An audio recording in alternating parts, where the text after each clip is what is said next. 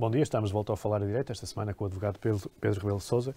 Estávamos a falar das sociedades multidisciplinares e dos conflitos de interesse. Ou seja, como é que conseguimos impedir que esse tipo de situações ocorram e que sejam preservados, no fundo, os princípios deontológicos e da profissão? De várias formas. Primeiro, tomando as devidas cautelas em termos da governance dos escritórios de advogados, do peso que possa ter a componente verdadeiramente dos advogados versus os demais profissionais, através dos mecanismos de controle que hoje em dia são. Nós, por exemplo, no escritório, hoje em dia, qualquer cliente passa pelo crivo do KYC, ou seja, Know Your Client, e que é criterioso.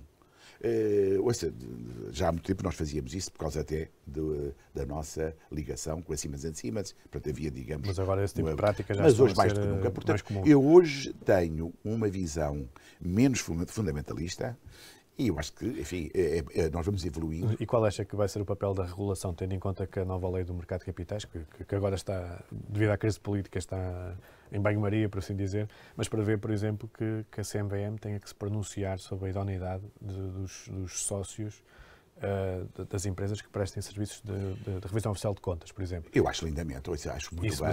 Mas isso implica também pronunciar sobre os advogados que sejam eventualmente, partners. depende como for formulada, como for a formulação final da legislação, mas eu acho muito bem se for eficiente. Não pode ser como o atual Banco de Portugal ou até o atual Banco de Portugal, para dar um exemplo, que para ver do fit and proper demora não sei quantos, imenso tempo, que é incompreensível, e depois, de repente, nós vemos determinado tipo de pessoas na banca que, sinceramente, fit and proper, temos grandes dúvidas. Portanto, isso é que eu não consigo perceber, mas, enfim, isso aí temos sempre esperança que o Dr. Mário Centeno, nesta sua encarnação como Governador do Banco de Portugal, possa influenciar, digamos, o funcionamento da instituição nessa vertente, que, sinceramente, deixa a desejar. Temos ainda aqui uns minutinhos para falar um bocadinho da situação do país, da crise política. Pronto, o senhor como sabemos, é irmão do Presidente da República. Não lhe vou perguntar se falou com ele sobre este tema da crise política. De todo, não abordámos minimamente.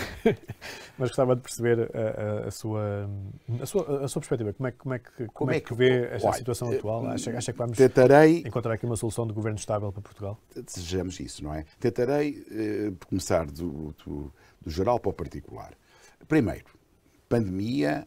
Estamos ainda em plena pandemia, estamos numa crise energética, como sabemos, estamos com inúmeros desafios, dos quais o plano de resgate e de apoio da União Europeia.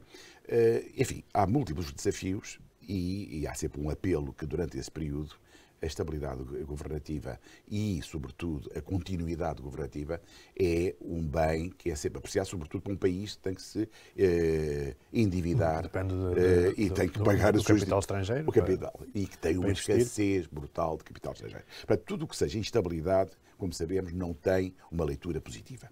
Porém, há uma coisa que resultou deste período. É que, se me perguntar o que é que a pandemia influenciou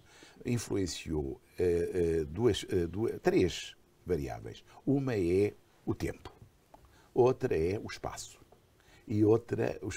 e finalmente, o interior. Reposicionou-nos, digamos, uns mais que outros, como é óbvio, mas foi um momento em que nós fomos confrontados com determinadas realidades que no cotidiano nem sempre temos essa disponibilidade. Obrigamos a todos a pensar na vida, basicamente. Exatamente, nomeadamente. Sobretudo isso. Bom, mas espaço, desde o espaço funcional, não é? Que é um tema, mas vai continuar a trabalhar com o escritório, mas o espaço macro. Incluindo a realidade do país e aquilo que pode esperar, por exemplo, em termos fiscais. Os dois livros do Tim Marshall, que agora saiu que é o poder da geografia, e ele já tinha escrito O Perigo da Geografia, isso põe muito bem claro que hoje em dia a geografia passou a ser diferente. Passámos de um mundo unipolar para um mundo completamente multipolar. A própria geografia deixou de ser uma determinante tão pesada graças à digitalização. Exatamente. Por outro lado, a geografia tem peso, por exemplo, vivemos todos uma paragem por causa dos chips de Taiwan. Portanto, a geografia coloca.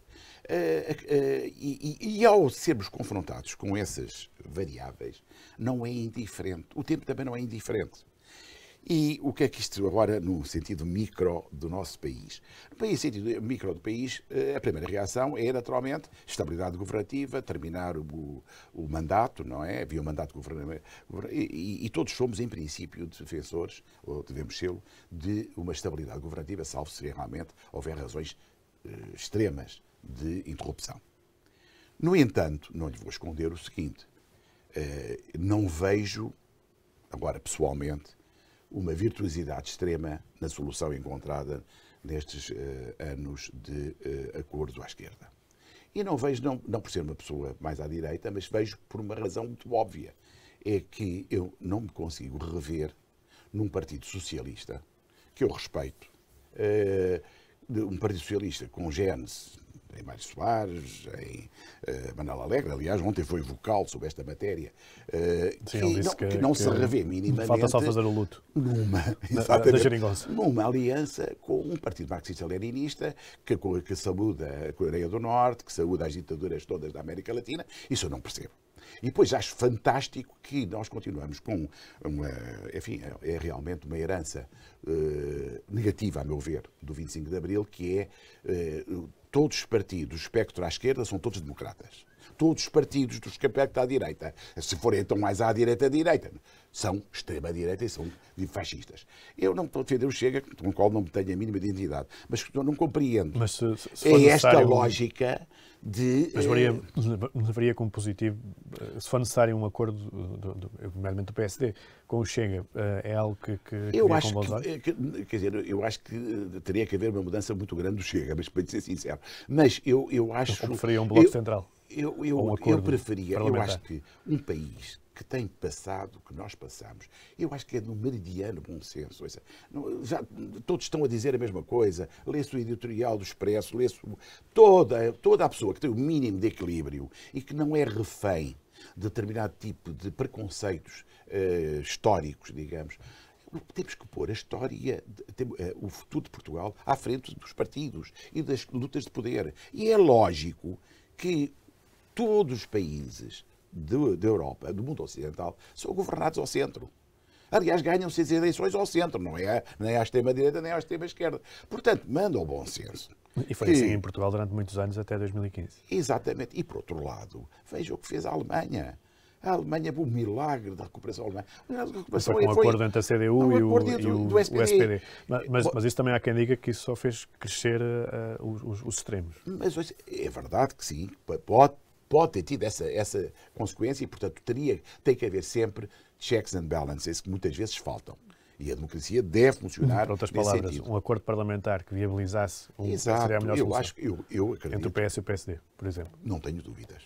Não tenho dúvidas. Para mim, não tenho dúvidas. E se for esse o resultado destas eleições, eu daria por muito bem o resultado por ser virtuoso. Ou virtuosa a realização das mesmas. Pedro Rebelo de Sousa, mais uma vez, muito obrigado por ter vindo ao Falar Direito. Espero tê-lo cá mais vezes. Muito obrigado. Um abraço, Filipe, e boa sorte. Um enorme prazer. E parabéns pelo sucesso do Jornal Muito obrigado. Muito obrigado. Um abraço grande. Agradeço também a todos os nossos telespectadores e ouvintes que nos acompanham na JTE TV e também na versão em podcast. O Falou Direito regressa na próxima segunda-feira, à mesma hora, com novos temas e com novos convidados. A todos, uma boa semana.